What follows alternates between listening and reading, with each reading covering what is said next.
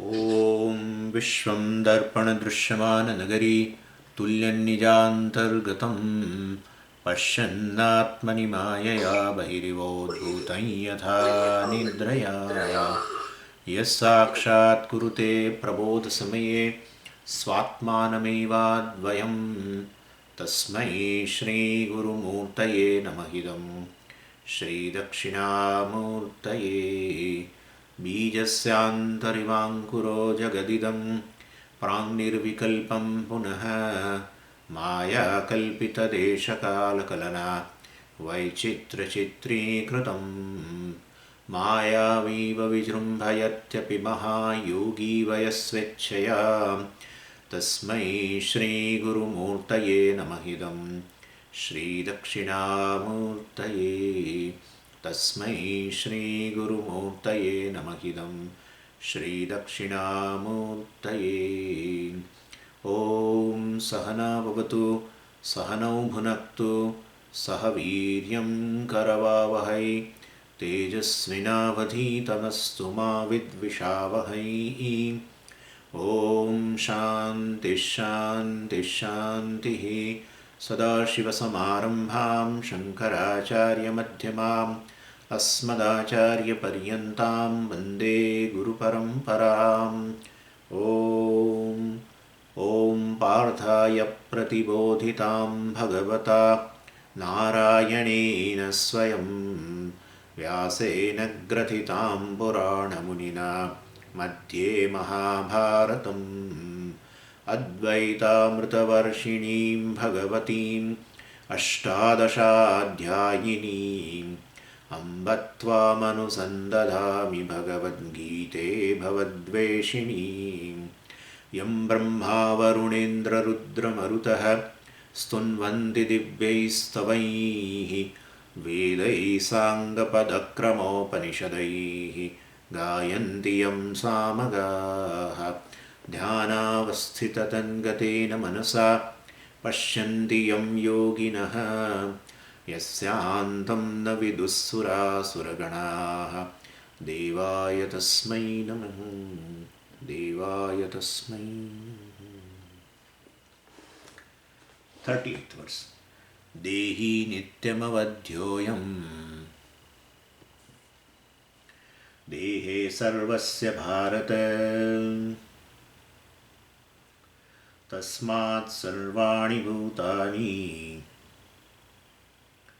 न त्वं शोचितुमर्हसि. So this is the last verse of the main portion of the Bhagavad Gita's chapter 2.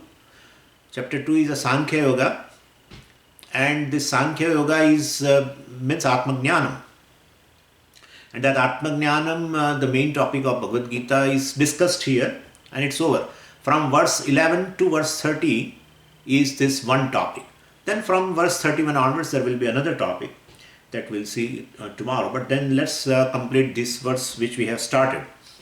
So, Dehi Nityam Avadhyoyam Dehe Sarvasya Bharata. O Arjuna, I am Atma, this Atma is Dehi, the indweller of all the bodies of all the beings, bodies of all the beings. And it is Nityam Avadhyah, is ever indestructible. And therefore, well, your grief is basically for the people who are going to be killed in this war. Well, don't worry about it. Then this Dehi, which is indweller of the body, is there. It is not killed. Not only for Bhishma and Drona, for all the beings. Well, the indweller of the bodies of all the beings, well, is ever indestructible. Ever, forever it is indestructible. Not in this particular situation, ever. And so, tasmat sarvani bhutani natvam shochitum arhasi. And therefore, you should not grieve for all these people. That's what is been told. And we have seen now, we were analyzing any being, any human being, not only the Bhishma or Drona, any human being. Then there are three things in this. The first is which is physically experienced, that is the physical body, which is an object of a perception. Well, and that is for this physical body also we should not grieve, inasmuch as it is going to die, whatever you do. Whether you do something, whether you kill or not, it is going to die. And therefore, this is a fact. And therefore, it cannot be changed. And therefore, while you are grieving, the body is dying.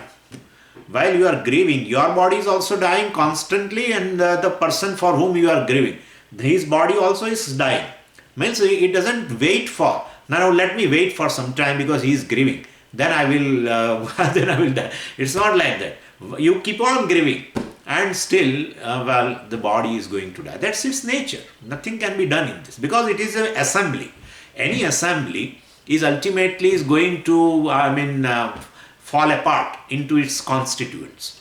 And that constituents could be anything. I mean, basically, we have a elemental model, physical elemental model, physical elements model, and so it's a congregate of congregation of the 5 elements, and so it will go back to its respective elements, gross elements, and that is how. So nothing could be done. So don't grieve. Even if you grieve, you will be look foolish because you cannot stop the death of the physical body. Even though you don't kill this Bhishma, Drona, etc., but they are going to die in other situations with other kind of nimittas, because it is based on prarabdha. Prarabdha is prakarshena arabdha, which is very well begun, and which is very well begun is going to end also. And therefore, as the prarabdha is over, the body is going to fall apart. And therefore, physical body is not an object, should not be an object of grief. That's the first thing. Then, of course, that is not told here, but we are putting this thing. Here it is told the indweller of the body is ever indestructible. Now that thing we are trying to understand. And I said we can call this indweller in terms of the jiva, that's ahankara, is also indweller of the body, because he has earned this body, that is his earning, and so he is staying. I mean, he's spending his money, he's spending his punyas and papas, whatever it may be. So he has earned all this, and so he has got this residence. So he's staying inside, and he's the indweller of the body. Well, that also never dies. Jiva also never dies. And well, of course, you say Ishvara is basically a owner of the body. Well, definitely there is no question of death, etc. of Ishvara also. And therefore, either way, if you look upon the owner of the body, indweller of the body, well, as a jiva, then also it is not subject to grief. And well, it's Ishvara if you say Dehi, I mean the indweller of the body, owner of the body, well, still it is not available for grief. And therefore, for what you are grieving then? For what you are grieving? That's what the question is. Dasmat sarvani bhutani natvam shochitum arhasi. Anyway, so and then we have the main thing in this verse is, one thing is a destruction. Main thing is destruction. The cause of the grief is a destruction, death. And then we have also analyzed 2 types of destructions, and when the one is physical destruction and the other one is a destruction by knowledge. So vadaha means, because Bhagavan has used the word avadhyaha, so that's how we are discussing. Vadaha means a destruction, death, etc. So I mean, physical body, of course, is can be destroyed, and therefore the vadaha or destruction by action, by destruction is possible. Physical destruction is possible for this body. Still, it's not destroying completely. This form will go. That's all it means. Even if you do something means either you burn the body, either you drown the body in the water, either you cut the body. Whatever you do, you are converting from one form. This is the form which you are seeing of that Swami's body. That form transforms into another form. If you burn it, it will turn to ashes. It's a new form. And therefore, and then other things are also there, and we have seen all that. So I'm repeating, I don't know why. But then, so basically, vadaha is possible for the physical body, and there always some residue is left over, which is called a new form. This form goes and new form. So physical destruction of a form is there and converts into a new form. That's okay. Then, what about now Dehi, etc.? What about Jiva? We have already told you that it doesn't get destroyed. Well, but basically, Jiva can be still destroyed, and that's only possibility through knowledge. Only possibility through knowledge that Jiva can be destroyed, and that we have seen also yesterday. That is called Badaha. Knowledge, destruction by knowledge is called Badaha. Physical destruction is called Vadaha, and this destruction is called Badaha. And that is possible, because basically this Ahankara is, nothing but is nothing but an identification of the consciousness with the subtle body. That's all. Because we are talking about the Dehi, the indweller. And so the indweller Jiva looks a very conscious entity, but that is due to identification with the subtle body. Then is it the identification has really taken place? Then we have to unwind this process of our identification. We have to disidentify. No. Don't worry about it. You are Atma right now. And even if you don't know that you are Atma, you are Sachidananda, you are still consciousness. Nothing to worry at all. Only drop the notion that you are Jiva. That's all. You drop this notion that you are Ahankara, you are Jiva, you are ego, etc. And therefore, basically, you drop that. There was no snake to begin with on the rope. Where is the question of that? Now remove the serpent. No. Earlier there was a snake, and now there is no snake. No. With the help of that torch, with the help of this illumination, now there is no snake. No, there was no snake to begin with. That's the knowledge. And there is no snake now, and there will not be a snake at all. There is only rope.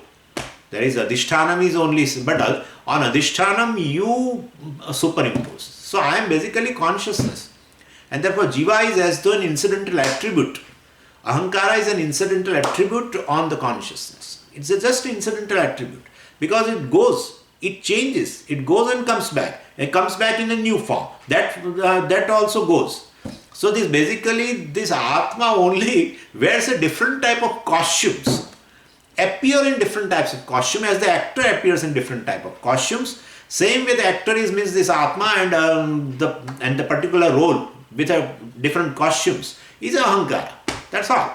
And therefore this the costume, a particular role, is an incidental attribute to the actor, because he takes up the role and gives up the costume. Then he takes up a new role, gives up that costume. He takes up a new role, gives up the costume. Who? Actor. Actor only is. Actor is invariably present in all the roles, whatever he takes. And so they are with a different, and the actor knows very well that I am in all the roles. Definitely. That much knowledge he should have. I am in all the roles. Definitely. So they are just, but I am not that. All the roles are me, I am not that role. Right? And therefore, same way, this witness consciousness knows very well that I only assume varieties of the roles. In the waking state also varieties of the roles are there. Seer, hearer, etc., thinker, etc. And then he becomes a dreamer, and then again becomes a dream seer and dream thinker and dream walker and talker and everything. And so it keeps on changing. And this definitely who is invariably present in all the three states, and therefore invariably present as a waker, and the varieties of in a waking state also, varieties of the roles, in a dream varieties of the roles, in sleep also it's a particular role. Even if you take it as a deep sleeper with a rudimentary ego, well, still it is a role, because it's an incidental attribute. Nothing stays. Nothing stays other than Atma. Atma does not take anything. Atma does not take himself to be, I'm putting himself in, but Atma has no gender, but I'm putting, because Atman word is masculine word, what can I do? And therefore, basically Atma knows it himself. I don't like itself. Itself I don't like. So I'm putting himself. So Atma knows himself, that he is consciousness, self-conscious, and therefore basically all these roles he doesn't take. And therefore that is not an intrinsic attribute. Nothing stays. No role is an intrinsic attribute to the actor. Actor is free from all the roles. Roles are acted because it is present in all the roles, but basically it is free from. That's how he is able to take. Otherwise, the actor and role becomes one, total identification, then he cannot take up another role then. So he has to take another role than the first role which he has taken up, he has to give it up. That is a costume basically. He has to give it up, that costume. Then he can pick up the new role. Then he can pick up the new role. Then he can pick up the new role. And you find in 3 states, oh my God, several roles Atma plays. Several roles. All are incident. And so I am invariably present in all the 3 states, in all the ahankaras, as a waker, dreamer and deep sleeper. And in that also there are varieties. Well, I am free from that. Nash. So I am free from that. Earlier I was, earlier I was an ahankara, and now I know that I am not ahankara. Sir, earlier also you were Brahman. Earlier also you were Brahman. And to begin with, even if you don't know you are Brahman, but you have taken up, a notion in your mind that you are this ahankara due to self-ignorance. And therefore, it's not that ignorance has gone and now ahankara has become Atma or Brahman. Nothing of that sort. Aham is Brahman all the time. That's how Asmi they say. Any time when you go, you expose yourself to the teaching, and initially basically person is ignorant. That time also the Shastra says the same thing. Aham Brahma Asmi or Tattvamasi, all in present tense. And definitely you will deny. Why? I am not Brahman. I have not known yet Brahman. I am Brahman like that. I have not known. How can I say I will be Brahman? Oh sir, you will not be Brahman. You are Brahman. But drop the notion. So basically it is drop. So I am not identifying with the Brahman now with the help of knowledge. It's not so. I am different from Brahman. That notion you drop. I am different from Brahman. I am Jiva. I am Ahankara. I am different from Brahman. Brahman is basically, let's say, Ishvara. I am different from Ishvara. For time being, I am saying, because that makes a little clear. Jiva and Ishvara. Jiva and Ishvara. That is why I am saying. So basically, I am different from Ishvara. Well, you drop that notion. Just a notional thing. There is nothing, and therefore there is no process of disidentification. As you drop, well, you will be free. You were free, you are free, and even if you drop the Upanishad, even if you drop the listening to the Upanishad, you will be Brahman. Don't worry at all. And you will be Brahman means you will be everything. Brahman is everything. And whatever whatever has been described for Brahman in the Upanishad, that is what you are even in the state of ignorance. That is the main thing. The people feel a lot of burden. All our sadhakas feel a lot of burden. When will I get moksha? When will I get moksha? When will I become Brahman? When will I become Brahman? One can never become Brahman. Brahman is limitless. No one can become limitless. So the distance between a limited and limitless is always there. Always there. It will remain always distant. The distance will always remain. A limited can never become limitless. And that's how ahankara is always in the process of becoming. When you say you are ahankara out of ignorance, it's a notion that I am a jiva, then you will be in the samsara of a becoming, process of becoming, because you feel limited. You identified one subtle body. In this body you identify consciousness as the consciousness, that is I, identifies with the subtle body which is non-separate from me. And so in absence of the real and the knowledge of my real nature, I pick up the subtle body as myself. And the subtle body is inside, and it is very limited, definitely. Subtle body is quite limited, and with a limited knowledge, limited ignorance, and limited thinking, and limited decision power, and everything limited. And senses limited. And so you identify that, and so you feel that you have a limited perception. Everything limited. And then the process, the dangerous process of becoming starts. My God. And one will become and become and become and become and become. Banna hai, abhi to banna hai, abhi to banna hai. It goes on and on. And then one janma is not enough. Bhagavan says, no problem. Till you know me, there is no difference between you and me. right now, even in the state of ignorance, there is no difference. The only difference and distance you feel is ignorance. You drop that, and the notion you drop it, which is born of ignorance, then you and me become one. Limited will, and the Puja Swami says this, limited will has a distance. Now in that limited, the process of becoming, you see very well. You find that somebody is more is having more wealth, let us say. Somebody is having more knowledge. Somebody is having a more position. Still they are limited, right? And the distance between limitless and limited is limitless. Distance between the limitless and limited is limitless. Even though you feel that he has achieved a lot, and therefore he is, he has a fulfillment. Sorry, he is a fulfilled person. There is no fulfillment. Fulfillment is when you know you are full. That's all the fulfillment is. And that fullness is a matter of knowing. You cannot fill up physically the distance. So you feel that he is more fulfilled than you, etc. But the distance from the fulfillment or the fullness is limitless. Distance is limitless. Anytime a distance between a limited and limitless is always limitless. Always limitless. So therefore this process of becoming and getting more fulfillment, doing varieties of the things, and putting a lot of efforts, achieving,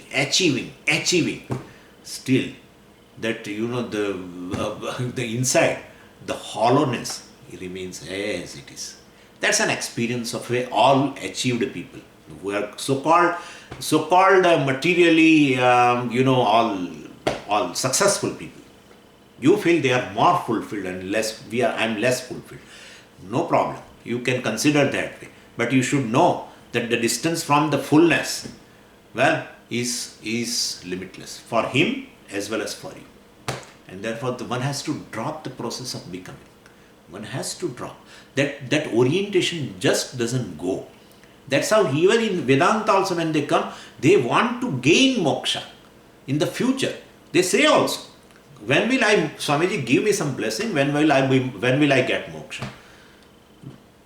At least they won't say that when will I become Brahman. But when will I get moksha, they will definitely tell. Therefore, so moksha is something. Well, moksha is nothing but you know that you are free. That's all. Drop that notion that I am bound. That's all. So what that's all?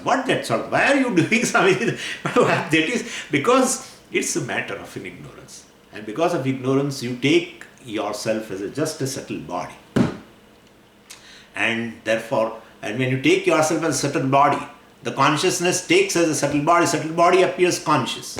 Well, the process is abhasvada, etc. Well, we don't want to discuss now. So basically, Jiva is Swamiji, Jiva and Ahankara, you tell it is a part of subtle body, etc. But then it appears conscious. It appears conscious. I am not saying it is not. That's how the identification is. When there is a notion of identification arises, the two things become as though one. Then definitely the attributes also gets exchanged. And therefore that is what has been explained through Prakriyas, Abhasvada, Pratibimbhavada, etc. Basically, I am limitless consciousness and witness consciousness of all this Ahankara. And so Ahankara also is basically is now turned mithya. That's called Badha. Destruction of Ahankara took place with the help of knowledge. Knowledge of what? Knowledge of the self. So through self-knowledge, Ahankara is as though destroyed. That's called Badha. And here there is no residue. There is no residue. No, Swamiji, Ahankara still remains. That is seeming reality. That's not even any physical reality also. Therefore, it is just a... you come to know that you are never a jiva, you are not a jiva, and you will not be jiva. You were never born, and therefore you are not born, or you will not be born. You are not dead anytime. The knowledge is this: I have never taken the birth or death. That is knowledge. Not that now I have got the knowledge, therefore I will not get birth now. That's not knowledge. I was never born to begin with. I have never, entered into all the bodies. I have never entered. That's a knowledge. I have never entered as a jiva into all the bodies. That's a knowledge. In fact, that all is basically Brahma. That's a notion. And therefore I am mukta, free from bondage. I am timeless. I am consciousness. And I am, timeless means I am Sat. I am consciousness Chit. I am limitless. Because being timeless, everything in the world is time bound. And everything is an object of consciousness. Well, Atma is timeless and therefore it has no boundary. Object has a boundary, which is a boundary of a time, and definitely which is born and gone and etc. Well, no boundary, because being timeless. No birth, no death. Time-wise limitless and object-wise limitless, because this Chit pervades entire creation. Consciousness is one which is definitely pervades entire creation, and everything is an object of consciousness, and that is limited.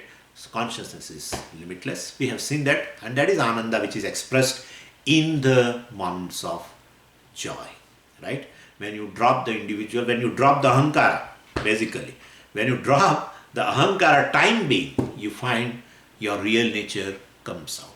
So with the help of knowledge, you now really, cut asunder Ahankara, as though.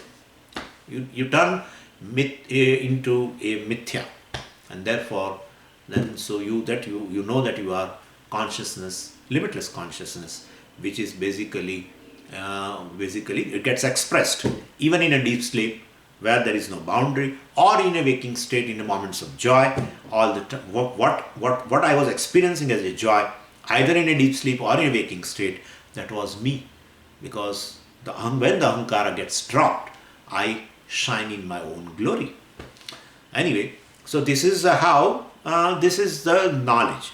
So Ahankara, the indweller of the body, of course we can destroy it. And that destruction is in terms of Bhada.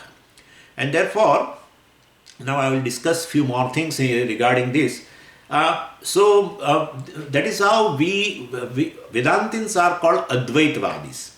And some people tell that these Advaitavadis and these Muslims, basically, especially Muhammad, because Muhammad also said Ekeshwar Vada.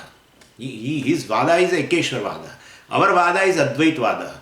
Not understanding the difference between the two, people tell that they are one. And therefore, they are not one.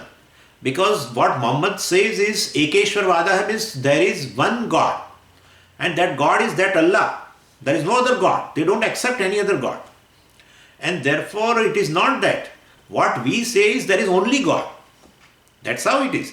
Jiva and Ishvara are not two entities. Even Jagat and Ishvara are not two entities as such. All that is one Brahman. That is Advaitavada. So the difference between us and this Muhammad is this. Advaitavada means there is only God. Muhammad says there is one God. And that is Allah. And if someone else appears as a God there, they cannot stand. They cannot stand Rama, they cannot stand Krishna, no one they can stand. They cannot stand even Jesus. They say Allah only is a God. So don't take them as a one. Ekeshwar Vada, you are saying that only one thing is there and that is Ishvara is there, etc. And therefore Ekeshwar Vada and Advait Vada is same. That is not same at all. Anyway, and therefore for us, then Gaudapada Acharya said very beautifully in Mandukyam, Tesham Ubhayatha Dvaitam Tenayam na Viruddhyate. Tesham Ubhayatha Dvaitam. They are basically a dualist. Well, but we are not. We don't have anything against, because their Dvaitam we are able to accommodate. What is Advaitam is basically Dvaita Sahishnu Advaitam. Dvaita Sahishnu Advaitam. Our Advaita is something which can tolerate Dvaitam. How can you tolerate Dvaitam, Swamiji? When Dvaita is there, Advaita is not there. Advaita is there, Advaitam is not there. How can you say we are Dvaita Sahishnu Advaitam? That's how, that type of Advaita. Because Dvaitam is Mithya. What's the distance between Jiva and Ishvara? What is the distance? When they say Tattvamasi, then what? What is it? Is the Jiva becomes Ishvara later? Or Jiva is Ishvara right now? Jiva is Brahman right now? It is right now. And therefore there is no distance. Where is Dvaitam then? Where is Dvaitam? There is no Dvaitam. Then Dvaitam is what? But we feel in a transaction there is a Dvaitam. Yeah, in transaction you feel Dvaitam, but that is Mithya. And Mithya is not opposed to Satyam. Mithya is never opposed to Satyam. Cannot do opposition also. It cannot. Being a less order of a reality. Therefore, it cannot. And therefore, basically, and that is how even, so while being one, Brahman, we have many devatas. Now the same universe, if you look upon from the intelligent principles, then we say 33,000, what is that? 33 crores. 33 crores devatas are there. Why not? We can say 44 also. Nothing, no problem. No problem. Because the devatas are not threat to a Brahman. We should know that. Allah, if any Ishvara comes, then it is a threat to Allah. They cannot stand it. Whereas our Ishvara, Brahman is such, even you want to say 33 crores instead 44 crore devatas also. Well, no problem at all. And therefore, our Advaitam, our Brahman, we can tell that way. Our Brahman is such which can accommodate any number of devatas. Only devatas we accommodate? No. We accommodate something else also. This I have told you from the standpoint of Adhidaivam, right? From the intelligent principles which govern the universe. We have to, this universe you can look upon from various standpoints.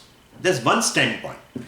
Who runs the government? Who runs the government? Then there are ministers and prime minister and all they are running the government. Who runs the country? So we tell that way. Same way, who runs this universe? Well, this devatas run the universe. That is how we are sustained right now. I am able to see, I am able to talk because devatas are anugraha is right there. And I am able to take lunch, dinner, everything because devatas anugraha is there, and starting from sun and Indra and everyone, all. And therefore, devatas are responsible for the functioning, the smooth functioning of the universe. Even though everything is Brahman, in that there are 33 crore devatas also. Dvaitam. Even though Advaitam and then Dvaitam. Because devatas are basically manifestation of Parmeshwara. Devatas are mithya, basically.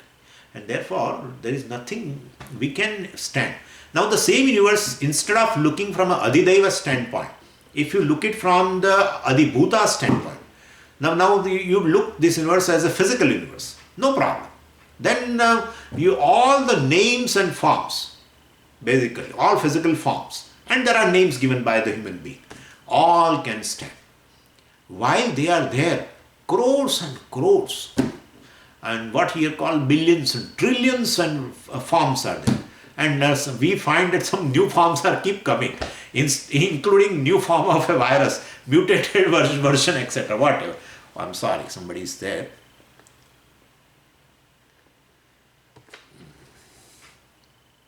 So all they are there. Still, there is no threat to Advaita, right? There is no threat to Advaita at all. All the forms are there, physical forms are there, which is part of this universe.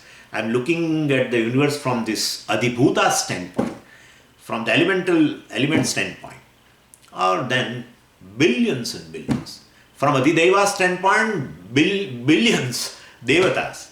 From this standpoint, see, you understand, when we intelligent principle, etc., I told you, they are all nothing but the laws. That's what Pujya Swami tells as a order. How many laws? My God. Laws and laws. Scientists are discovering new and new laws which is responsible for the functioning of the universe. We know only few laws that, law of gravitation and law of this and law of this. Few laws we have studied. But basically, so many laws are there. We have discovered, we are on just in the beginning of, of the discovery, frankly speaking. Science, keep on progressing and progressing and progressing. Even opening of a bird into a flower, several laws are there. The water reaches to the top of the redwood trees, How does it reach? Against the gravitation. Against gravitation it goes.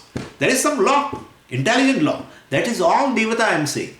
That's all Devata, which sustains that tree. There's a law, some law is functioning so that redwood tree is alive right now. It needs a water, etc. Well, and then sunlight. And there are thousands and thousands. I mean, crores and crores, billions laws are there, and that all are intelligent principles, right? Serving a purpose, and therefore we look upon those principles as not as inert principles. That is a science job to tell it's an inert principle, because for them the consciousness is just a attribute of the brain. They don't understand that, and therefore, but we look upon the entire universe as a one conscious entity. That's called Virat Purusha, and therefore whatever is there, the manifestation in the universe is all conscious. When you say the whole body, cosmic body is conscious, then definitely the parts are conscious. Like right now, you are seeing my body and it is a conscious body. Then every part here is a conscious part. There is nothing inert here. And same way, so these laws are also a conscious being. That's called Devata. And therefore, and that is universal. Devata means it must be universal. Yeah, it is universal. Not a redwood tree in front of me. Don't worry, it is not in our ashram, but I remembered suddenly redwood tree. Anyway, so any tree, and the Devata is functioning there. It's not in this tree. It's right there in the tree in the Gujarat right now. Everywhere, if one law functions, there is one law which functions, and that is why any living being is able to see, because of one law. And that's how the order, that's called order. Anyway, so we have basically, all this, right now, we say everything is one.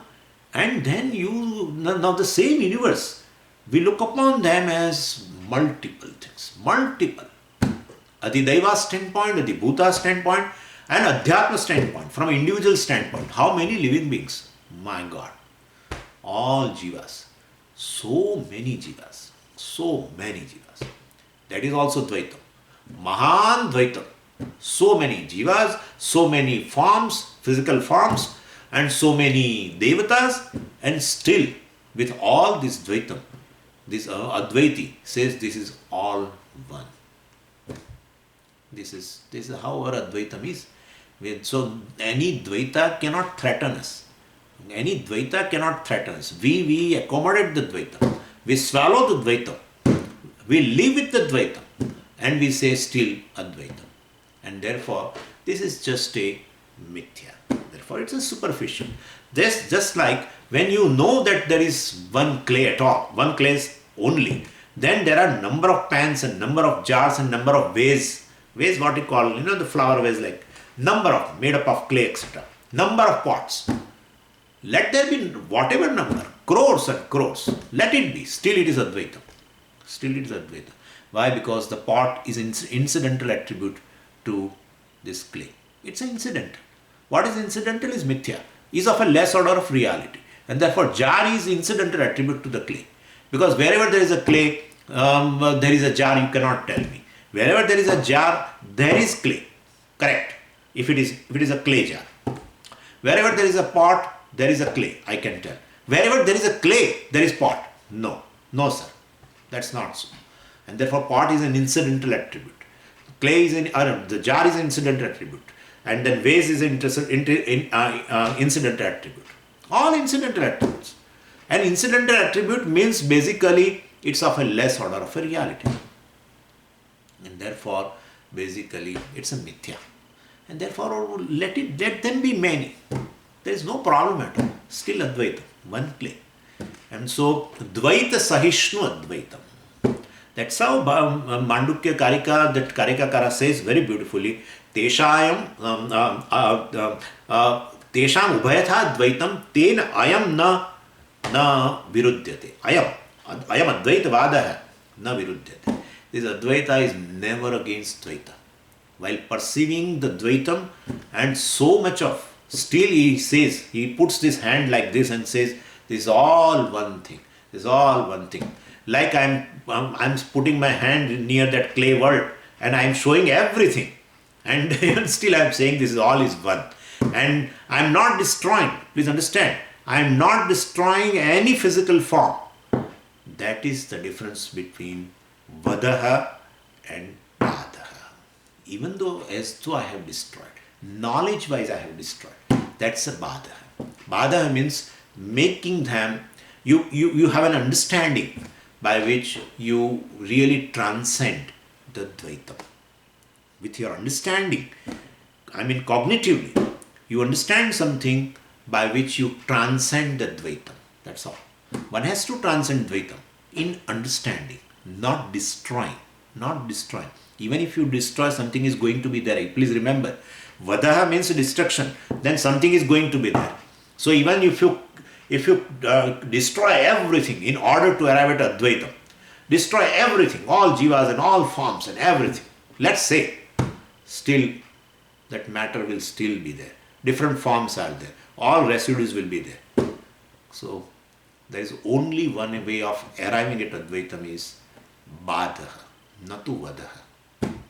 This is just by the way. And therefore, this Dvaita Prapancha, etc., well, that is in this Atma basically, which is Advaita, well, Advitiya, non-dual, because due to the Maya, well, it appears as many. That's all it is. Well, and therefore, as I told you, in one place Shankaracharya ji writes that suppose one who knows Advaitam, then if he really destroys Dvaitam, and by that process of really destroying Dvaitam, he has arrived at Advaitam, then the Acharyas who have come before, like Shukdev ji, etc., and they were basically Jnani, Brahma Jnani, and knowing the Advaitam, knowing the non-dual truth of oneself, then definitely they have but to arrive at this Advaitam, if they have destroyed the Dvaitam, then the Srushti would not be there right now, because they have destroyed. Then where is the Srushti now? But still you are seeing the Srushti. Means even though they have established into Advaita, the non-dual Atma, well, in spite of the duality, they have known Advaita. That is how we should know, in spite of a duality. In spite of a duality, there is Advaita, means this Dvaitam is basically Mithya. It is apparent. It is Pratiti here because of Maya. Maya, whatever is appeared from Maya is ultimately Pratiti. It's basically Mayikam. What is Mayikam is Mithya. It may be a Maya of our magician or a Maya of Ishvara, basically. Through Maya, if Ishvara alone, when he expands his Maya like this, his Maya Shakti, and shows all these forms and all Devatas and all Jivas and everything, well, they are just appearances, nothing to worry about. And therefore, basically, there was no Dvaita to begin with, there was no Jiva to begin with, and there is no question of saying that now the Jiva is becoming a Brahman, etc. So, Bhagavan says here, the indweller of the body is basically Avadhyaha. Well, Avadhyaha means it cannot be destroyed physically. And Nitya Avadhyaha means, Nitya means always, ever indestructible. And well, then the Jiva is ever indestructible. And Jiva is ever indestructible means you cannot kill it. That's how Bhagavan says Avadhyaha. You cannot destroy them physically. It doesn't mean it cannot be destroyed otherwise. It can be destroyed through knowledge, and that is called Badaha. Jiva is Badhyaha. Jiva is Avadhyaha. Jiva is not Vadhyaha, but Jiva is Badhyaha. Bada Yogyaha. Jiva can be negated because it is false. What is false can be negated. What is false appear as a satyam, well, truth, true, but then it can be negated. And therefore, because Jiva appearance is due to basically due to self-ignorance, taking the ahankara, etc. as a myself. And so definitely with the help of knowledge of the self, this kind of confusion that I am Jiva, I am individual, or I am ahankara, etc., I am Sukhi, Dukhi, etc., all this, I am seer, thinker, etc., one can negate. There is no problem. So, and suppose if you don't negate, if you don't destroy even through knowledge, then what? Then what? Will it destroy on its own? No, it won't. It won't. Then what will happen? This indweller of the body continues? Yeah, continues. How long it will continue? It will continue forever. But one thing is there. The subtle body, right now to which you have identified, it can be destroyed. Because it has taken place, the birth has taken place of the subtle body also. That's how the cause is there. Cause, the Ajnanam is there, or Maya is there. Whatever you say, it is there. And therefore the causal body is there, which has given the birth. And these both are karyam, that is effect. Therefore subtle body and the gross body, both are born from this. And therefore definitely should end. Whatever is born will be gone. So born, gone. That principle should apply to subtle body. Yeah, it will apply. No problem. Then we don't find the subtle body is destroyed. Physical body is destroyed, and then subtle body goes, and so we say jiva goes from here to another body as per the new prarabdha and everything. Then we find the jiva or the subtle body or ahankara does not get destroyed. Does not get destroyed. No, it destroys at the end of this present creation. And when the creation will end? Oh, the Brahmaji is 100 years. We have to count that. This many number of years it will survive. And then when Brahmaji, Ayushya, Brahmaji's prarabdha is over. His 100 years are over. His 100 years means what? My God. One day is, 2000 Chaturyugas. One day. Swamiji, who has told you this? You are taking out from your pocket, it seems. No, it has been told in the Bhagavad Gita itself. It has been told in Bhagavad Gita. So basically, Ratrim Yuga Sahasrantam, etc. So the day of Bhagavan says, day is also of 1000 Chaturyuga, night also of 1000 Chaturyuga. So the whole day of 24 hours, one day of a Brahmaji is 2000 Chaturyuga. And one Chaturyuga you know very well now, right? One Chaturyuga means you have to add all the yugas, number of years. And so one Chaturyuga means what? One Satyuga plus, Satyuga plus Dvapara plus Treta plus this Kali Yuga. And turns out to be 43 lakhs 20,000 years. One Chaturyuga. Then multiply 2000. That is one day of Brahmaji. My God. And so the whole cycle of creation ends when Brahmaji ends. Right? The creator also gets resolved. The creation also resolves. That's called Mahapralaya. Mahapralaya. Because Brahmaji also needs a rest. So after 12 hours of his day, well, he will also go to sleep the way we go to sleep. And when we go to sleep, we also have a laya. Jiva also resolves. Same way he also will resolve. But that is temporary. That is a taking rest. And then again he gets up in the morning and then another 12 hours. And therefore they are this kind of a laya. Well, it is much more bigger than us, and therefore we call them a pralaya also. Our sushupti is a laya for us. And Brahmaji's sushupti is called pralaya for us because, and so after 12 hours of his day working, he is a creator. And so all the time, he is right now, he must be having a tremendous, putting a lot of efforts for this pandemic situation. He sees all the jivas, that is, they are basically his children, and therefore he must be feeling a lot of pain and working through day and night to go away from this pandemic situation. I'm just putting a joke. But what I'm saying is, so every night of a Brahma is a pralaya basically. Our sushupti is called laya, that's called pralaya, prakrishta laya.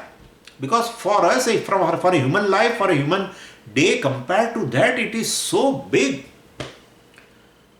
That laya is 1000 Chaturyuga means what? 43 lakhs 20,000 multiply 1000. That many hours he goes to sleep. It's naturally pralaya. So Avanti, we call them Avanta, pralaya, etc. And like that, he gets up and, sleeps and gets up and sleeps and gets up and sleeps. And 100 years are over. And now Brahmaji is also resolved. Bhagavan says, okay, you have done a wonderful job. Okay, so Brahmaji also will be released. No, he won't take birth at all. Don't worry. Brahmaji won't, because Brahmaji has got a jnanam from Ishvara himself. Yo Brahmanam vidadhati purvam yo vai vedamsha prahinoti tasmai. Anyway, so basically, he knows himself that he is Brahman, and one who goes to Brahmaloka also, gets a knowledge from him, and he also gets released when the Brahmaloka etc. is also is dissolved. I mean, the creation dissolves. And so at that time, Jiva's subtle body dissolves. But still he is there in the causal state. And that causal state means he is identifying with the causal body. That causal body means ignorance is there. And then all the vasanas are there. And all the karmas are still there because he has not gained knowledge. So ignorance is there, his karmas are there, his vasanas are there. Definitely all potential is there. That's how Jiva in this Mahapralaya is called a seed. It will grow into a sapling. And therefore, when the new creation comes, again he gets a new subtle body. And then identifying with that, that's a manifest condition of Jiva. The unmanifest condition of Jiva is that Mahapralaya. This, once he identified with the subtle body, well, subtle body is an effect, and he identified with the subtle body. Effect is a manifestation. Cause is basically unmanifest. And therefore, even Maya we call as unmanifest. Well, it is true. Avyaktam we call Maya as Avyaktam, Avyakritam, undifferentiated. So all jivas in a causal state, they are there, but the subtle bodies are resolved. Therefore, there is no differentiation as such. The differentiation are resolved. But jiva is right there in unmanifest condition. And all those jivas, samashti karma, well, will at the time of creation, they will get up. These karmas will basically arise. Samashti karmas, please understand this. Samashti karmas, and by that Ishvara creates. Well, definitely creates. Being a bhinna nimitta upadana karana, he creates varieties of the creation first, and then individual bodies also, gross body also will be given as per his individual karma also. And that is how it goes on. And therefore Jiva never dies. Subtle body dies, still Jiva does not die. Only one way of, cannot be destroyed. What I am going to say is, Bhagavan says, Dehi Nitya Avadyaha. This indweller of the body called Ahankara or a Jiva right now, well, it will be there even in the Mahapralaya in unmanifest condition. All the Jivas in unmanifest condition is called Maya. And therefore we say the Maya is Upadana Karanam of this creation. That's very true.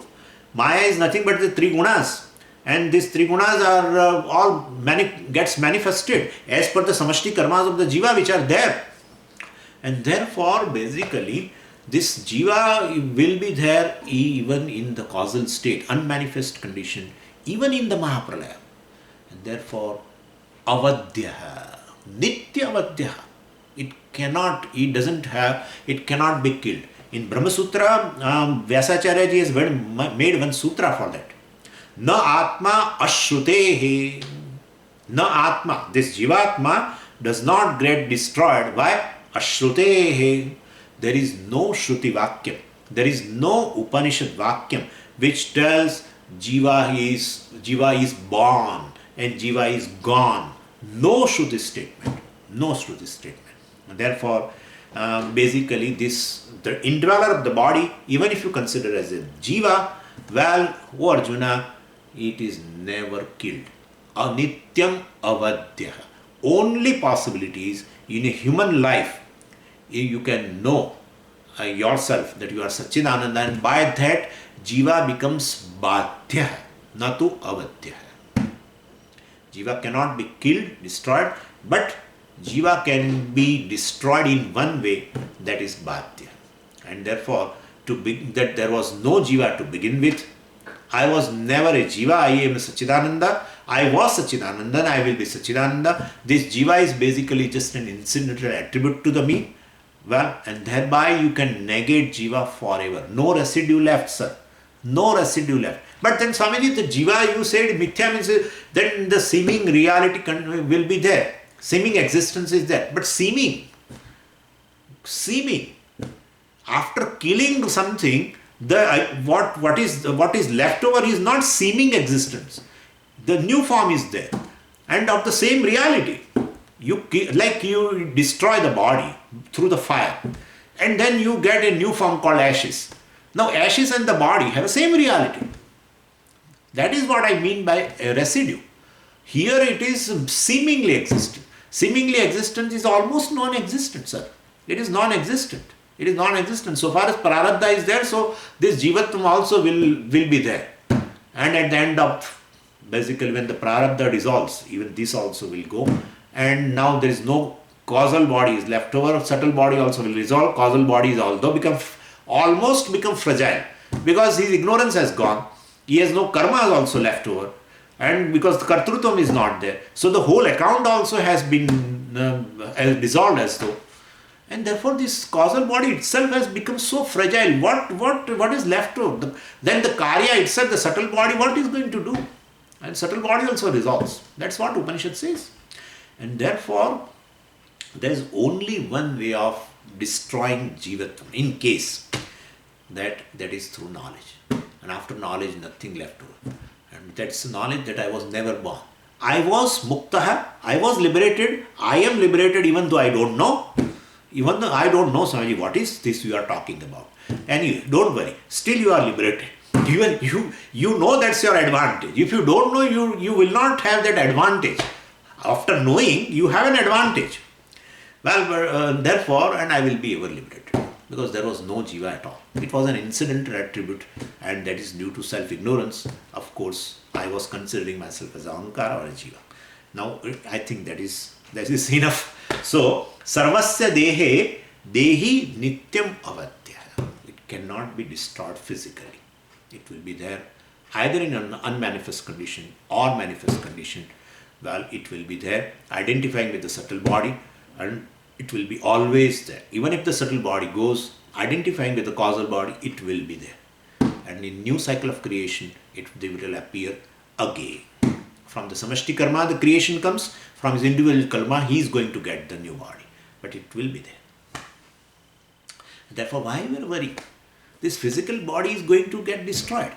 Even if you grieve right now, and you are grieving, I know, Bhagavan says, I know you are grieving right now for that.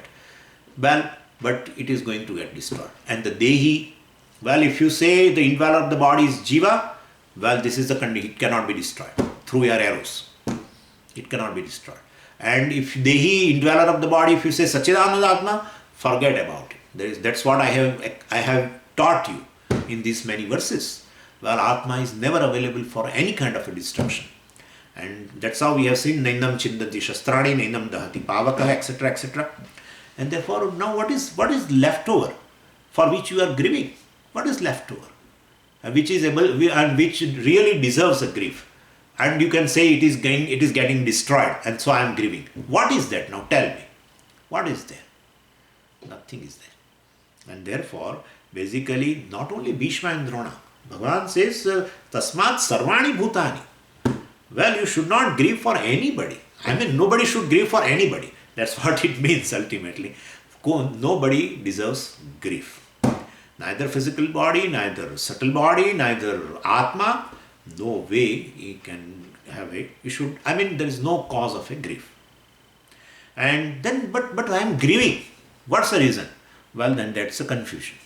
You take the body as a Atma, this physical body as a Atma, then I cannot help you. Well, and that's a confusion. You have to drop the confusion. You have really not, the Atma has not become the body. Atma has become body, then I should not have given you the teaching at all. Because nothing could be done. Nothing could be done. But that's your own experience that you are not the body. You come out of the body. You as though, become free yourself from the body. Right? And therefore you lose the I sense in the body, physical body, every night. And therefore, basically, well, I sense go even in the moment of joy, but I'm not talking right now. But then, basically, this physical body, you have identified only in one state. In a dream state, of course, you identified with a new physical body. Yeah, you identified, definitely. But that's not this body. You identify with a new physical body, new senses, everything. You identify with a new subtle body. And that is your everyday experience. And therefore, this physical body is not you. Basically, in other two states, it is not there at all. So, only cause of grief. You say, I am grieving, that's reality. Yeah, correct.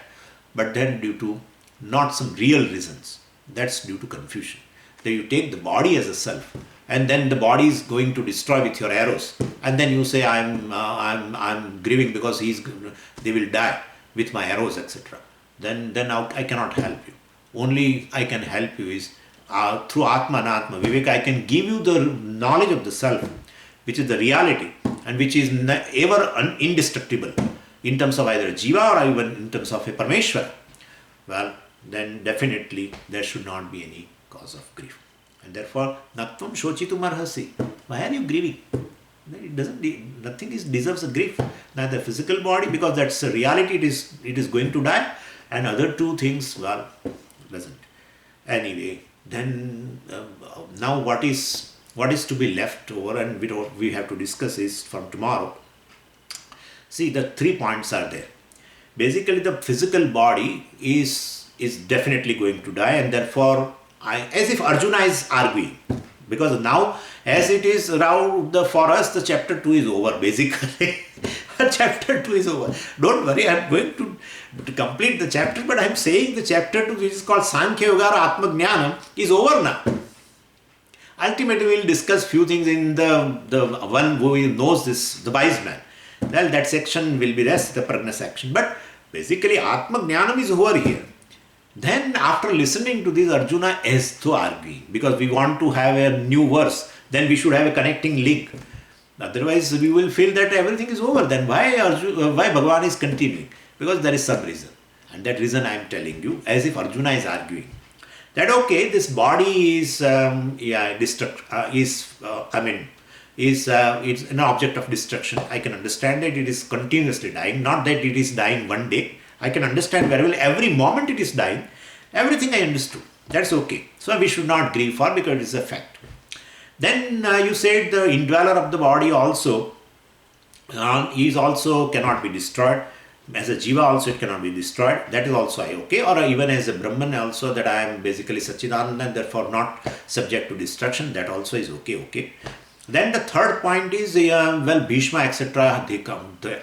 They have the way they have lived the life, and through for a dharma, etc. Their whole life was based on dharma, and therefore they will have even after they leave this body and go to some different body. Well, they will definitely go to as per the Shastra, and I have full faith in the Shastra, and so they will have a better birth compared to even this birth right now. And therefore, even if they are leaving this body and going, well, then also I should not worry, because that they have done wrong karmas and now they have to suffer in the new life, etc. Well, that is also not there. That also I understood. And therefore, that way also I don't have any problem. But still there is a reason to grieve. Still what is left over? I have to kill them. If they die on their own, no problem. But they are right now in front of me. You have put my chariot in front of them, purposely. And now I have to kill them. You are going to tell me, Tasmad Yuddhasva Bharata. You have told also, and you are going to tell. So get up and fight. Get up and fight. Then what? What will happen in this Kshatriya war? They are going to be killed with my arrows. Then, such a people who have followed life pure by heart and followed dharma and everything, do you think that it is good for me to kill them? I will be going to incur a lot of papa. And with that thought itself, to kill them, to such a people, Drona, who has taught me this archery, by which I am going to shoot arrows at him only. With the knowledge he has given of an archery, I am using against him now. And therefore, I will definitely be, incurring a lot of papa. Thinking of that itself, now I am feeling grief. What's the solution for that? As though Arjuna has asked this to Bhagavan, and then Bhagavan has to start something else in order to convince him that, there is, even with considering that cause, that you are definitely consider that you have forgotten entirely all this knowledge which I have given you, and you consider yourself as a karta and as a killer of all this Bhishma, Drona and few others, whatever. And therefore you are going to incur papam, etc. you are thinking. So I am coming down to the reality now, this reality, that you are basically considering yourself as a karta, bhokta, etc. and so by killing them you are going to experience papam, etc., as a bhokta, etc. Well, everything I understood. With that standpoint also you should not grieve. And that topic will be from 31st verse. We will start it tomorrow. Om Purnamadah Purnamidam Purnat Purnamudachyate Purnasya Purnamadaya Purnameva Vashishyate. Om Shanti Shanti Shanti. Harihi Om Shri Gurubhyo Namaha. Harihi Om.